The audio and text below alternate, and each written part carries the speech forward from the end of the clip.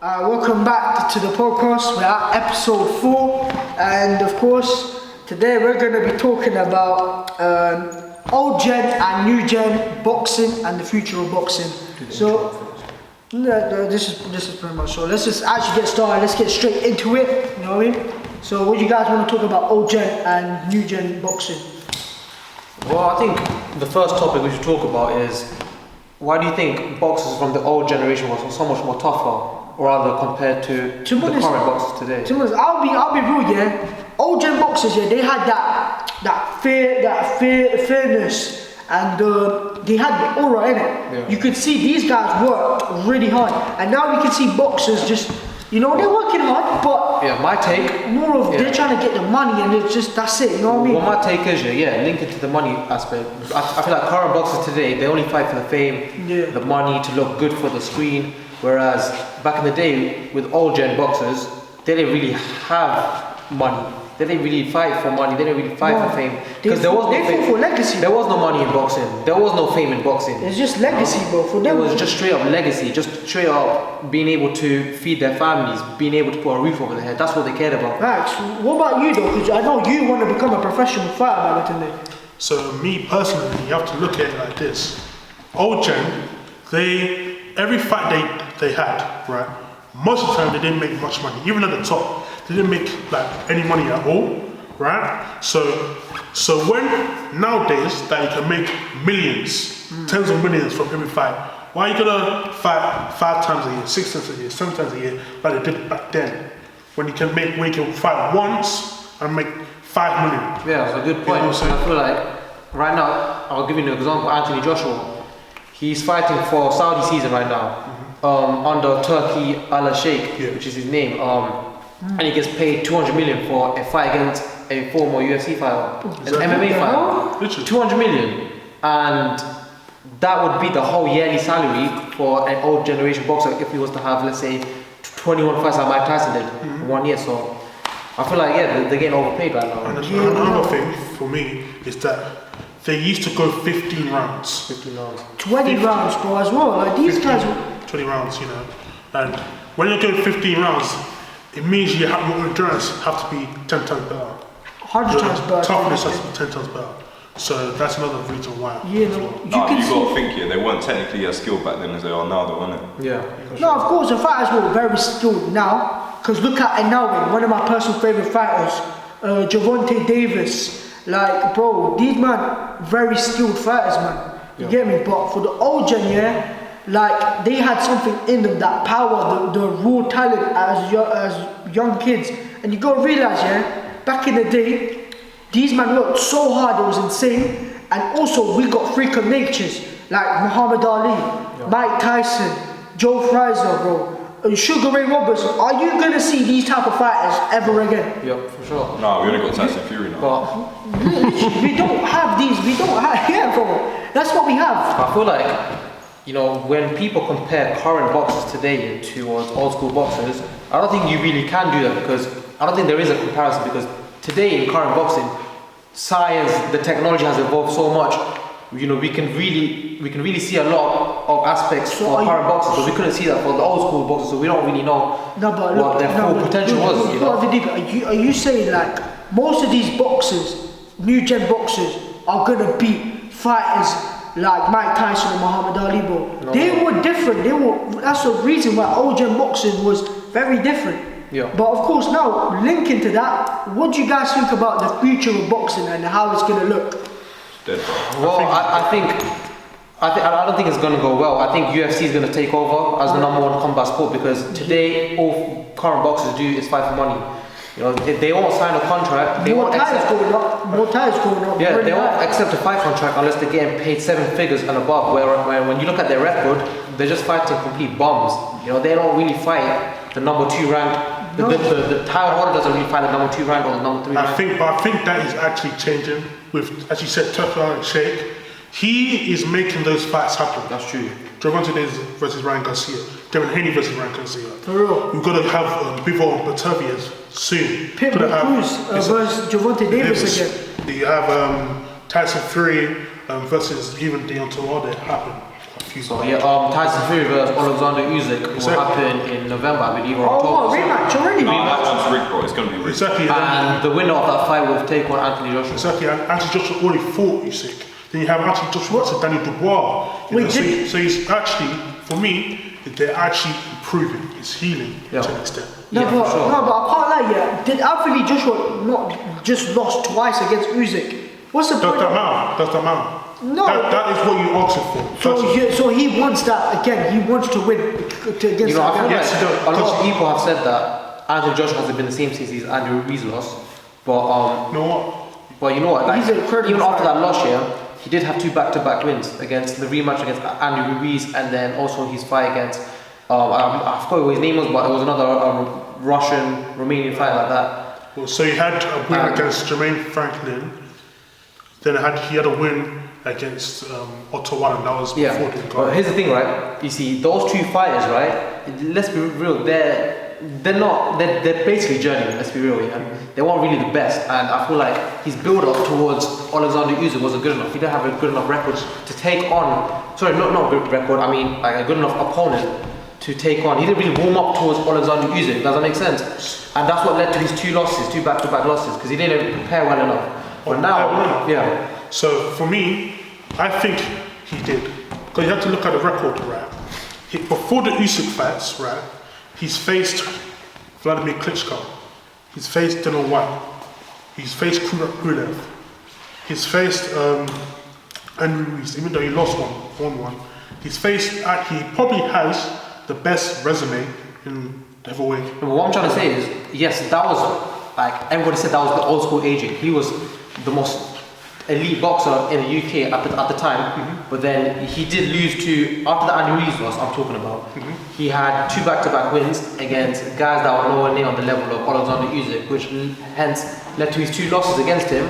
But now I think this 3rd fight will be a lot more competitive as it was before, and I do think AJ will take the W this time around here, because he's now had 4 wins, 4 or 5 wins, potentially 6 with Daniel Dubois, and each fight has ended in a decision. They've all ended in either TKO, doctor stoppage, or KO. Oh, but the only one has gone to decision, and that was against Jermaine Franklin. Yeah. But for me, I don't think he's the same. I don't think he'll ever be the same. But that's not as something bad. I think he's changed for the better. Because the old AJ, his problem was that he'd go in guns blazing, and his defense was sloppy. That's why he got caught against Klitschko and fell. Got caught against Dylan White and went down. But now, I think this is not just a reserved AJ, but a lot more skillful and a destructive AJ combined. You see, since his 2nd loss against Alexander Usyk, he's now changed 2 coaches. And I feel like this coach is the one now, because he's constantly making AJ work. You know, even after a win, he's not taking much time off. He's maybe 2 weeks off, maybe a week and a half, and he's straight back into the gym working again. And I feel like that's what AJ needs. He needs to stay consistent with his work. Exactly. And I think I'm seeing a much more hungrier AJ than before. And I think, who knows, you know, because Alexander Usyk, he's a different level beast. You know, he's got 300 plus amateur fights. He's won most of them. He only had two L's on his record, and you know, I don't know. This could go either way, but I feel like this would be the much more competitive fight. Okay. And maybe the best fight of the trilogy.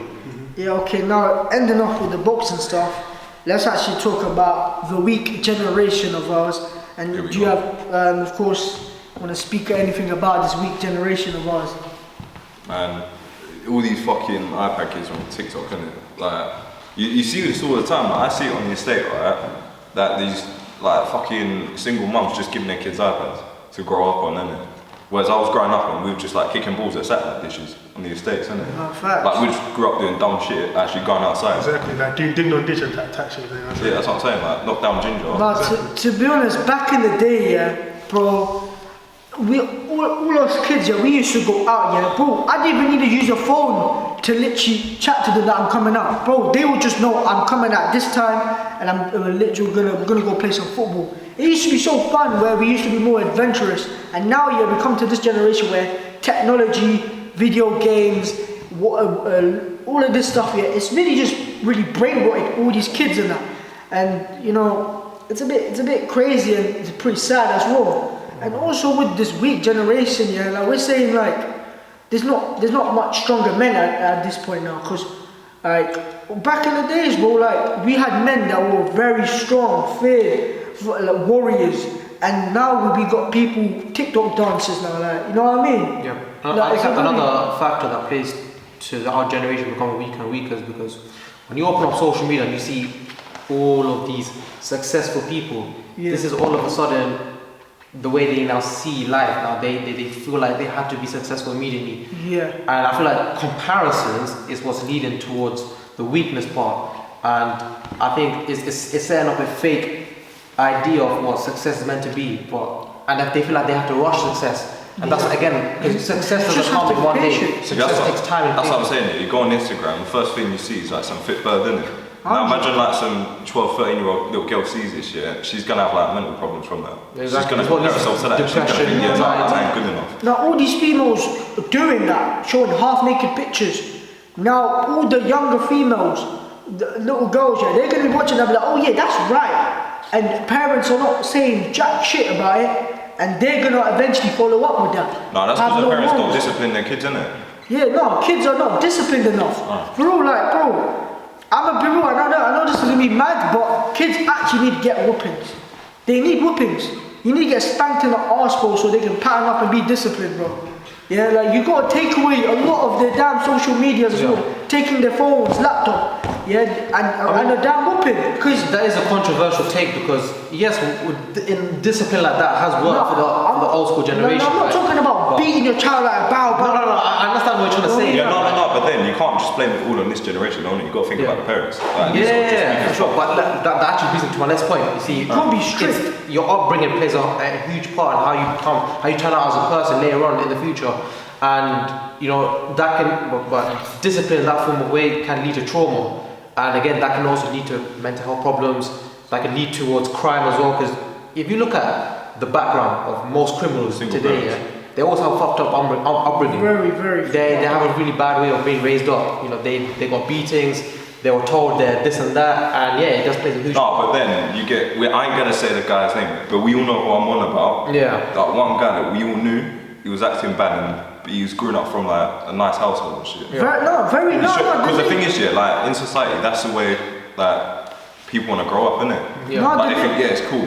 And another thing, like going off what you said about single parents, that's another thing that's a problem. Like a lot of people grow up with single parents at home, mostly single mothers, right? They don't have the dad there. That's another problem. They need I think you need a male father figure for you to like. Use him as like someone you can look up to, someone you can see as a successful father, a successful career. Another thing is like a successful career, right, doesn't have to be you having millions and millions of pounds, right? A successful career is making good money by doing something that you love, right? And to do that, right, it's not gonna happen by doing affiliate links from these random guys that sell courses. It's gonna take work. These damn traders and discords and stuff. It's gonna take hard work. There's a step-to-step basis. There's a step-to-step plan. I mean, first of all, you got the idea. Then you got to apply the idea. And then you got to stay consistent with the idea and turn it into a lifestyle. And for most people, talking about consistent, our podcast really be more consistent with it. Yeah, for sure. I'm gonna be honest. All of us, the past 3 weeks, we've been a bit lazy and very unserious. And we just have to lock in it and pattern up. And for sure. It kind of links with that kind of, innit? But you know. Anyways, we're gonna talk about. I know this is gonna be your favorite topic: the downfall of the United Kingdom, man. Right. So where do I get started? Right. Okay. This might put me on a watch list, but I'm gonna say it anyway. We need guns in this country, man. Are we so real? Because look in America, like these lot, like the government don't try and do some mad shit. Because like they realise, everyone's got AR-15s with their fucking red dot and laser unit. What do we have? We have spoons, like wooden spoons, bro. Okay, guys. I don't think we need guns. We ain't even got knives yet, because knives are illegal.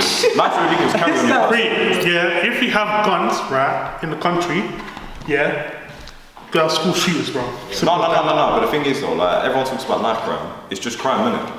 Now, Yeah, can't I At the end of keep the day, if you stab No, someone, that's murder or attempted murder. Yeah, but It's then not again, like you don't want your kid going to school being fearful that they could get shot because of some Well, crazy, no. But here's the thing, yeah. Here's the thing though. Like you got to train with them though, innit? Like you got to know how to actually use it. So if you get some kid right, say right, here's a Glock 17. Here you go. They're just probably gonna end up shooting themselves. Exactly. Shoot someone. No, but That's I'll be what honest. happens in No, No, the thing is, because they ain't grew up on it. Like they're not taught how to like properly train with it. If you're properly trained how to use with it, then there ain't really gonna be any issues because No, you know that it's a deadly weapon. No, but I can't lie to you. You see, like guns, and when it gets to knives, you've got to be more skilled with actual swords and knives than a gun. It's easy to use a gun. You just need to pull the trigger, fam. It's as simple as that, you know. But you know, like see in the UK, yeah, with all this knife crime, and of course, I want to link that with a new episode that we're going to be talking about this as well. But knife crime is a serious thing. It's just crime, bro. It's not knife crime. Huh? It's just crime. Yeah, no, crime is Because if I rob someone with a knife, that's armed robbery. No, It's but not of knife course- crime. It's no, not knife robbery. It's armed robbery. Now, but of course, we're gonna keep the crime stuff over that because we've got other episodes talking about crime. But the UK itself, as we see, we got a new prime minister and that. So how do you man feel about him? I'll tell you why he's prime minister, right? It's because no one wanted to vote. What were the options? You got Tories. They've been in power for the last 14 years. They ain't done shit. You got Labour. They got in power. Shocker. 40% of people didn't vote. So, reality, only 30% of people actually wanted Labour in power and the rest split it between them. The problem is that nobody wanted the Tories in power. No one likes Tories. So the next best option was Labour. Even if, definitely not Reform UK, but the next best option was Labour for them. So they picked Labour. So yeah. And A Reform lot of people UK, say different face but same table. That's all it is. Yeah, Bro. They I all know say the what same I'm shit. saying, It's just how they word it, innit? It's Yeah. completely different how they word it. I generally don't see a difference. I see like, you know, UK's society, the system, I feel like it's still somewhat going downhill. It's very corrupt as well. It's very corrupt, yeah. No, but getting into it, let's actually get into the music industry. So we're not going to talk about UK drill yet, but we'll actually talk about the dark side of the music industry itself, innit? And with the music industry, you can see it, how rappers will say they're devil worshippers and they sell their soul, stuff like that. But I don't believe in that. But I don't believe none of these guys actually sell their soul, but they sell themselves to the contract to get the paper, and that contract itself tells them what to do, and that's why they're on that dark path. And I believe there are secret societies that control these big celebrities to do what they're doing now with all this devil stuff that we're seeing. Now, how do you man feel about that? for me, like a lot of these guys, right, I do believe they may sell themselves personally. Oh, for real? Okay. I do feel like they sell themselves Now, why do you believe that though? That's the thing. because it's a lot of references. Like in the Ruber concept, there's a reference to the devil. You know, there's a lot of references to satanic things. You know, so No, but yeah, no. Actually, talking about that, I believe they're trying to, you know. So of course they do all this devil worshipping, but you believe in, of course, the Antichrist as well, right? So yeah, and of course we believe in Dajjal, so as a Muslim, and I believe Dajjal is the pretty much the one these guys are waiting for, and that's the one they're trying to worship right now, as he's pretty much the Messiah or the God.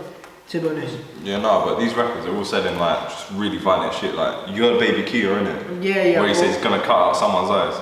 No, but to be Like, honest. bro, like listen, that's just selling like some really dumb shit. Nah, you know, but I can't lie, all these rappers, the only thing they're talking about is the money, the sex, the killing, and that's pretty much it. This is what rap has come to, and music in general.